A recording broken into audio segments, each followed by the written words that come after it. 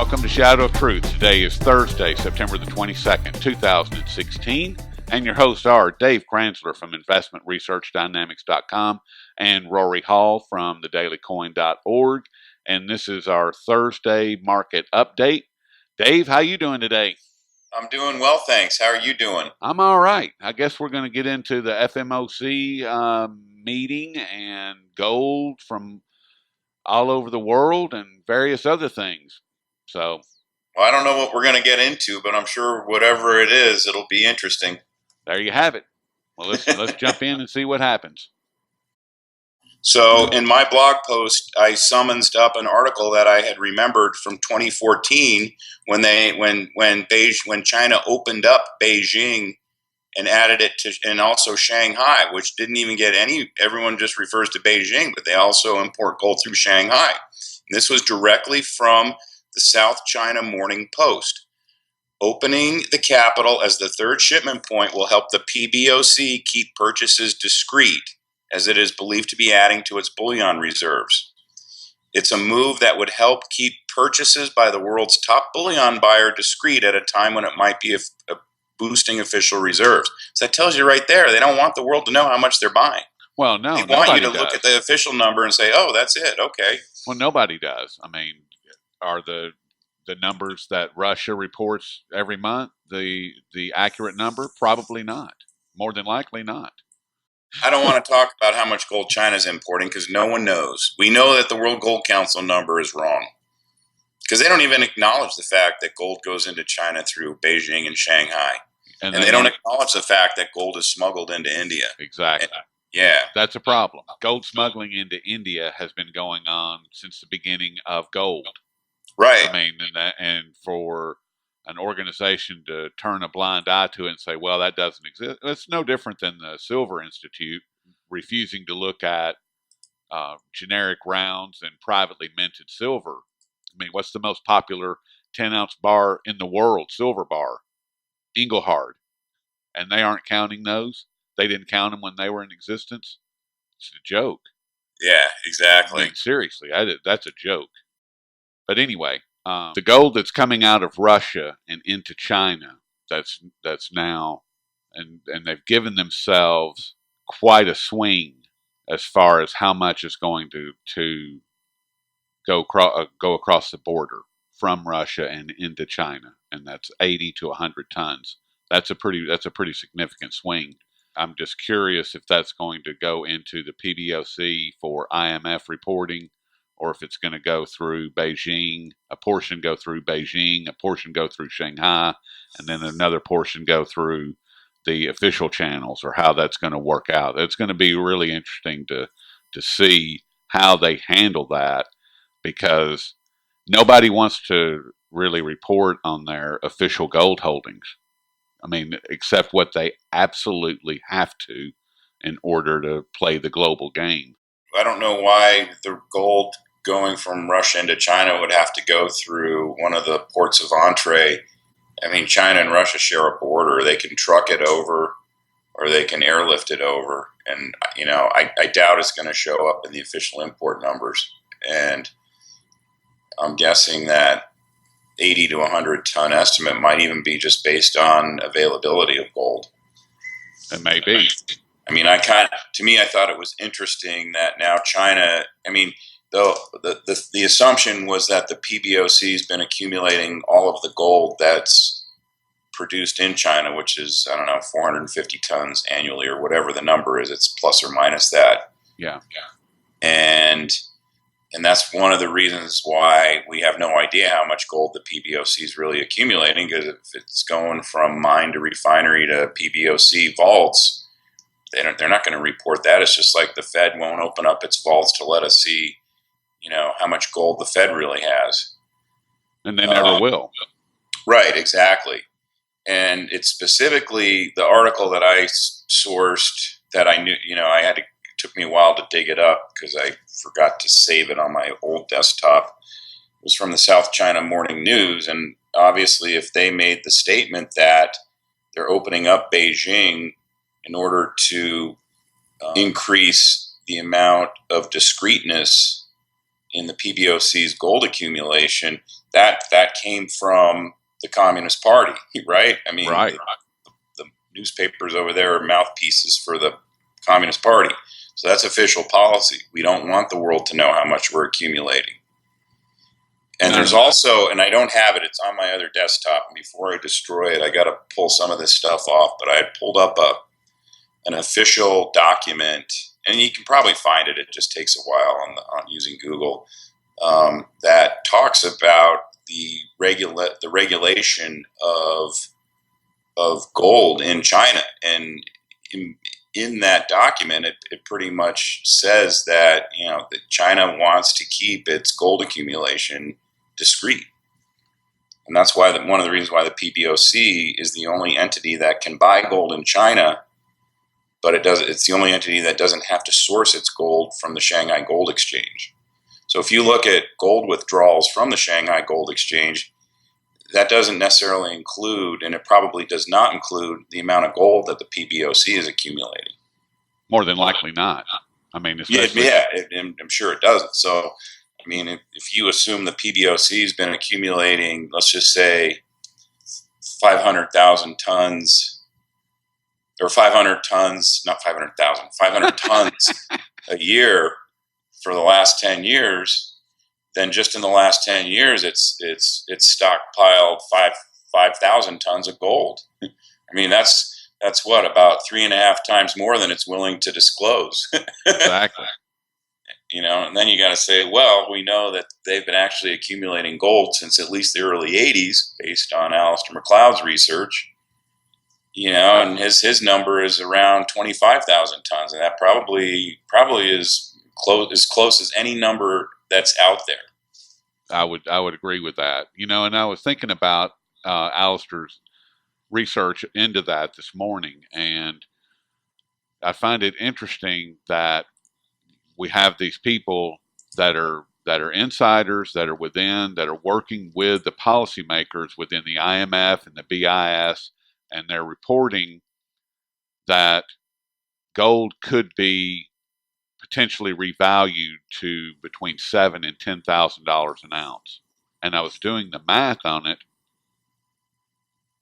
and what sparked this was Ambrose Evans Pritchard a piece this morning about China's debt load. And everybody's very concerned this week about China's, the amount of debt that they have, and the number that he gave was like $24 trillion worth of debt. And it's like, okay, if China does in fact have, within all of these accounts that they've got, because they've got several under a program called SAFE, SAFE, where they have been accumulating gold, but they don't have to report it. And that's where a lot of the gold, I would presume, that goes through Shanghai and Beijing, that they're going into those accounts.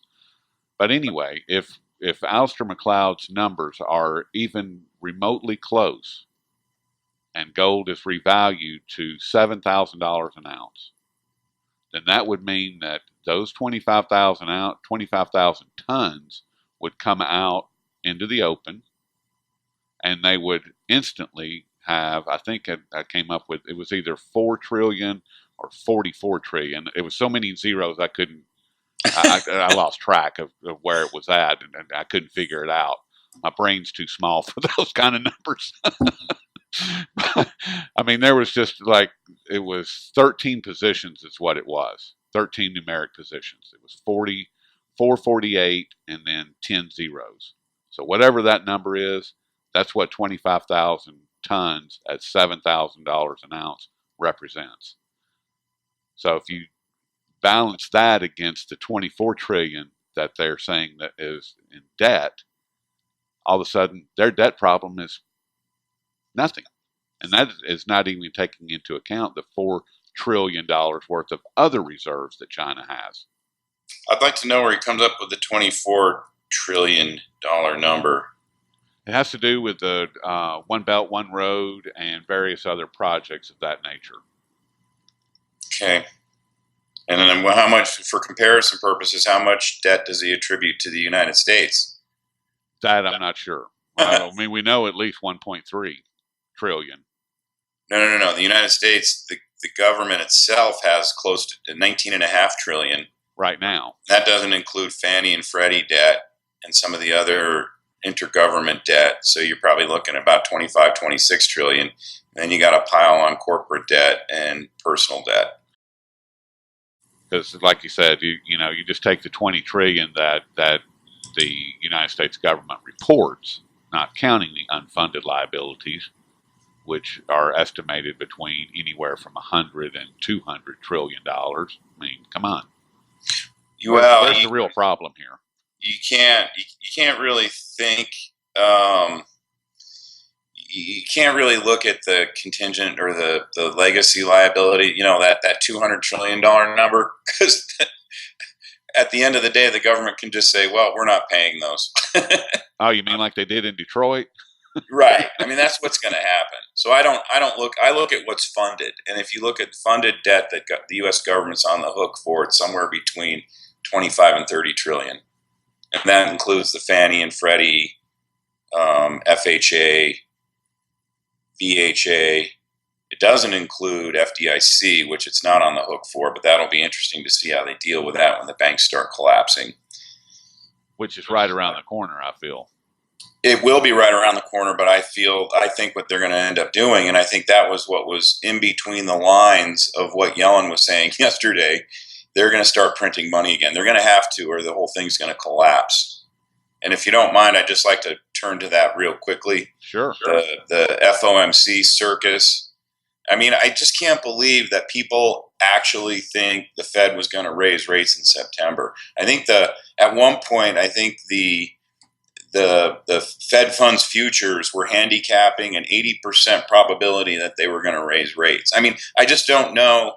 It's like Charlie Brown going to kick the football. And these are supposedly bright, educated people out here on Wall Street who are assessing, whether or not the Fed's going to raise interest rates, and they keep swinging their foot at the ball, and Lucy pulls away the football again. How many times is that going to happen? I mean, talk about Einstein's definition of insanity. I didn't even really pay attention to the event itself because it's just so boring and it's so predictable.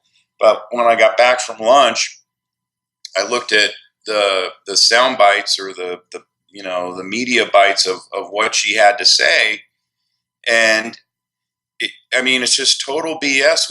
What comes out of her mouth as the justification for not raising rates. I mean, on one hand, she's saying the economy is improving, it's getting stronger. The labor, there's no slack in the labor market. It's a tight job market.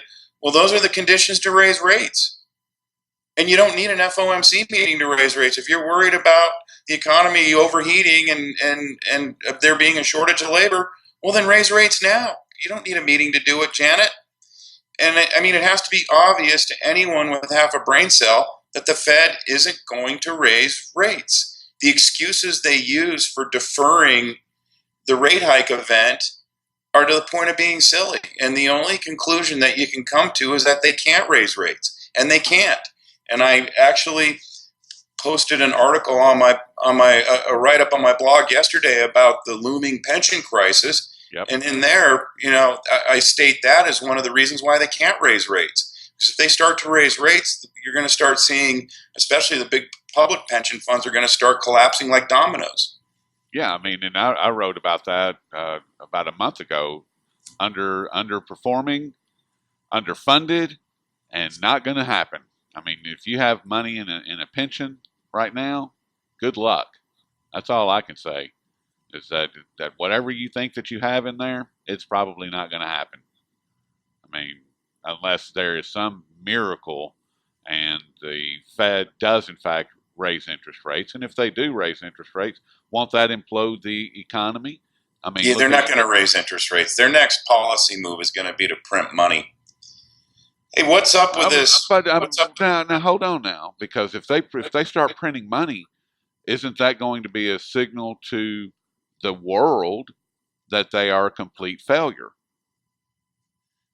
No, because they'll come up with some lame excuse. But when you say start printing money, they never stopped printing money. They're still printing money. They're still buying mortgage paper every month.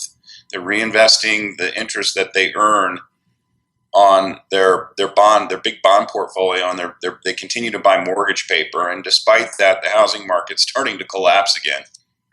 Yeah, I mean, nothing that they are doing is working. Well, I mean, it's a failed policy. I mean, it's Keynesian economics, and it's a failed policy. You can't create organic economic demand by printing money. You can create an oversupply of everything else, which is what's happened. Now we're Yeah. now. I mean, I don't care what the National Association of Realtors says. There's not a shortage of homes for sale on the market. You just got to drive around all over your metro area, wherever you're living, wherever you're listening to this, and pay attention to the various neighborhoods and all the for sale signs you're going to see. Because I'm getting those reports from readers of mine from all over the country. They're happening here. They're Right, and Nashville, and then like Denver, was one of the hottest markets in the country. And when you hear that apartment rent rates are they're inflationary and rate rising, well, actually go to the website of these new luxury condo buildings that are up in, or apartment buildings that are in your metro area that have been put up, and you'll see on the website itself they're offering incentive deals to move in. I mean, I go to any website. I just did that the other day for new buildings in Denver, and you can get 1 to 2 months free underground parking. I mean, it's unbelievable. And this is, I mean, there's 11,000 people a month moving to Denver. So that tells you how much oversupply has built up in this market. And that's what printing money does. It creates oversupply, especially of illiquid assets. That's what happened when the tech bubble started to collapse. There was a massive oversupply of fiber optic cable in the ground, and there still is, actually. So what's this rock star amongst the gold bug community article you have posted? I see Alan Greenspan's face attached to it. well, it's what that is an article that I wrote last year, and with all the changes on my website, I'm finding that there are issues with some of the articles, and that was an original article, and I wanted to make sure that everything was intact, so I republished it. And what it is the meeting that he had with the CFR, the Council for Foreign Relations, last year, and he had that unscripted and unreported portion of the meeting, of the interview, where he admits flat out that gold and silver are money, and that they are, both of those are part of the overall monetary policies and overarching economy. Uh, I mean, he says that, and Wow. and that's when Jillian Tett, the lady that was interviewing him, kind of laughed and said, "Well, that's going to make you a rock star among the gold community." That's what she told him. It's like, I mean, but it's the truth. I mean, it's a fact. I mean, and if you combine what he said right then and there, it's on video, and you combine that with what Richard Fisher said back in April when he admitted that the Federal Reserve has front loaded this wealth effect, and it's now going to have to change. And you combine that with what Ben Bernanke said in 2002 directly to Milton Friedman when he told him flat out that the Federal Reserve created the Great Depression through the monetary policies, and we're sorry, and we're not going to do that ever again. And guess what's happening right now? The exact same moves and policies are in place as was the Great Depression. The exact same thing. They have different instruments, different tools, or whatever, but the underlying situation is exactly the same. The banks have too much money parked at the Federal Reserve. They're not loaning it out, and that's creating problems. And that's exactly what happened that that caused the Great Depression. So you combine these three elements. That is my argument for owning physical gold, physical silver.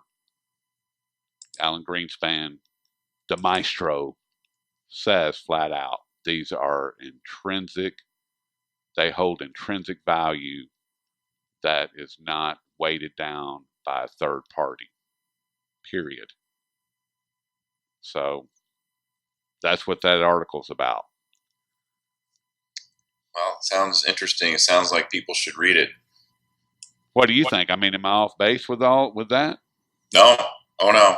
I mean, you just go back to his 1966 essay, Golden Economic Freedom, and that tells you what his real beliefs are. Yes. And his this interview that he did last October backs that up 100%. Yeah. Nothing changed. The only thing that changed was the fact that he was given the microphone and told, "Go tell them this." Well, he was paid well to do that, and that's why he did it. It's just, it's no different than Hillary Clinton getting paid well for all the. But he wasn't a criminal. She's an outright criminal. Yes, she deserves to be in prison. Hillary for prison, 2016. She'll drop dead before she ends up in prison. Oh, Lord. Yeah, that would, some people think that she is dead. Seriously. I can't buy into that. I can't either. I'm struggling with it, but, apparently that's being floated around that Hillary is dead, I can't even contemplate that concept. It's stupid. She's too evil to die. You can't kill evil. Oh my goodness. Well, where do we go from here, Dave? Well, I think we wrap it up. Well, okay. Wrap it up, put a bow on it. Let's move along. Nothing to see here, folks, so have a good weekend. I'll talk to you Monday, dude. All right, buddy. Have a good weekend. You too.